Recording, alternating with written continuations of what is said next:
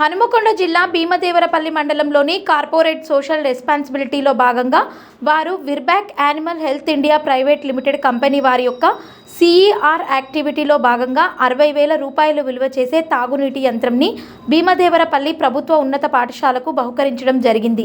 ఈ యంత్రాన్ని విద్యార్థులు పరిరక్షించుకొని వినియోగించాలని సూచించారు. ఈ సందర్భంగా పాఠశాల ప్రధానోపాధ్యాయులు డి ప్రభాకర్ మరియు వారి యాజమాన్యం తదితరులు కంపెనీ వారికి ప్రత్యేక ధన్యవాదాలు తెలియజేయడం జరిగింది. ఈ కార్యక్రమంలో కంపెనీ మేనేజర్ వి మహేష్ మరియు ప్రతినిధులు కె రాజ్ కమల్, కె ప్రణయ్ పాల్గొన్నారు. ముఖ్య అతిథిగా విచ్చేసిన ఉపాధ్యాయులు మరియు విద్యార్థులారా, ఇంతకుముందు ప్రధానోపాధ్యాయులు గారు చెప్పినట్టు చాలా ఆశ్చర్యకరమైన విషయం ఏంటంటే, సాధారణ ఏ వసతులు కాకుంటే మా దగ్గరికి మా ప్రాబ్లమ్స్ నివారించండి అనేటువంటిది అర్థిస్తాం.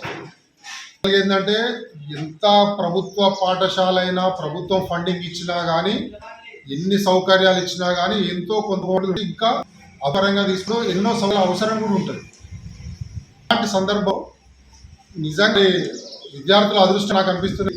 మనం ఏమీ అడగకుండానే, అసలు మనం వాళ్ళు ఎవరో తెలియకుండానే వాళ్ళంతటా వాళ్ళే వచ్చి ఈ పాఠశాలలో ఇది కొంచెం లోపంగా ఉన్నట్లయితే, మీకు మంచినీటి సౌకర్యంలో ఇబ్బంది ఉన్నట్టు గుర్తించి మీ పాఠశాలకు మేము ఒక సహాయం చేయాలనుకుంటాం అనేది రావడం అనేటువంటిది తప్పనిసరిగా దీన్ని చెప్పాలంటే నిజంగా మీ అదృష్టం అండి.